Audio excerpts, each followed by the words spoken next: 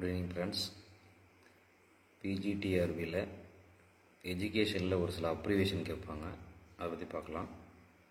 சிஎம்என்என்பி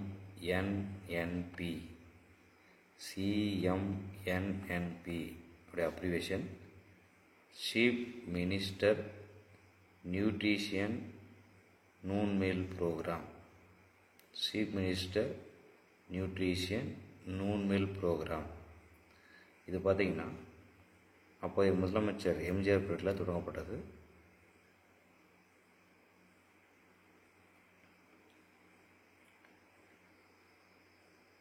nineteen 1982 தொடங்கினாங்க. 1982 chief minister nutrition noon programme தொடங்கப்பட்டது.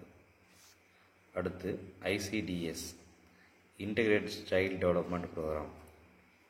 ICDS integrated child development programme ஒருங்கிணைந்த குழந்தைகள் வளர்ச்சி திட்டம் 1978 தொடங்கப்பட்டது. அடுத்து DPEP district primary education programme. District primary education programme இது பார்த்திங்கன்னா தமிழ்நாட்டை பொறுத்த வரைக்கும் 1994 ஆரம்பிச்சிருக்காங்க. அடுத்து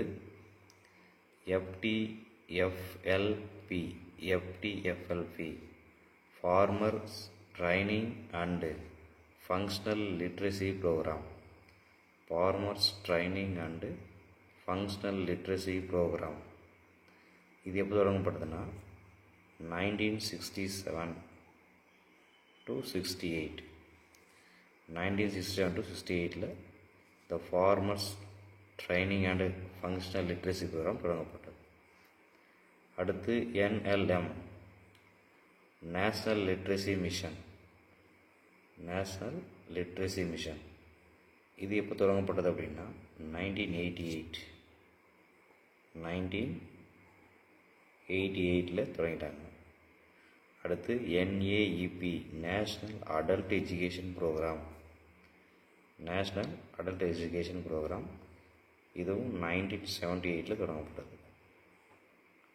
அடுத்து NIOS national institute of open schooling. National institute of open schooling திறந்தவெளி பள்ளின்னு சொல்லுவோம். ஸோ இது எப்போ தொடங்கப்பட்டதுன்னா 1985. ஓகேவா? ஸோ இந்த மாதிரி எஜுகேஷன் சம்மந்தப்பட்ட அப்ரிவேஷன்ஸ் தான் மேக்ஸிமம் கேட்பாங்க. ஸோ அந்த எஜுகேஷன் அப்ரிவேஷனை ரீகால் பண்ணிங்கன்னா இதிலேருந்து கண்டிப்பாக ஒரு மார்க் வாங்கிடலாம். ஸோ டெய்லியும் பாருங்கள். தேங்க்யூ.